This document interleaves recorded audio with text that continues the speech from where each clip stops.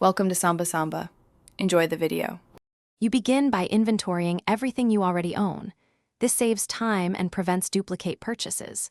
Once done, read labels and record ingredients you tolerate or avoid because that explains product performance.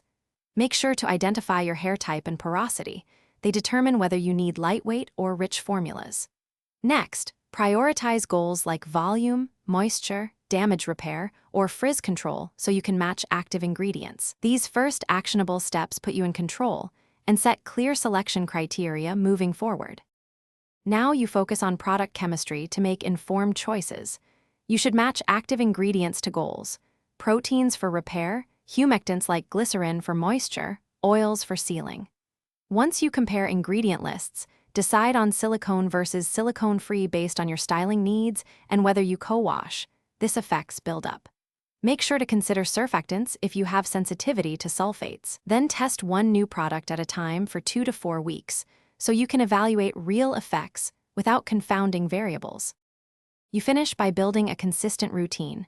Decide cleanse frequency, targeted treatments, styling products, and heat or UV protection. Consistency reveals what truly works. Once in place, track results for 4 to 8 weeks and tweak frequency or product strength to optimize balance. If things go wrong, weighty buildup, persistent dryness, or breakage, start troubleshooting.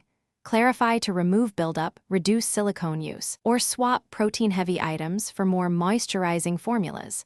That one-targeted fix usually restores progress quickly. Thanks for watching. Consider subscribing if we helped you.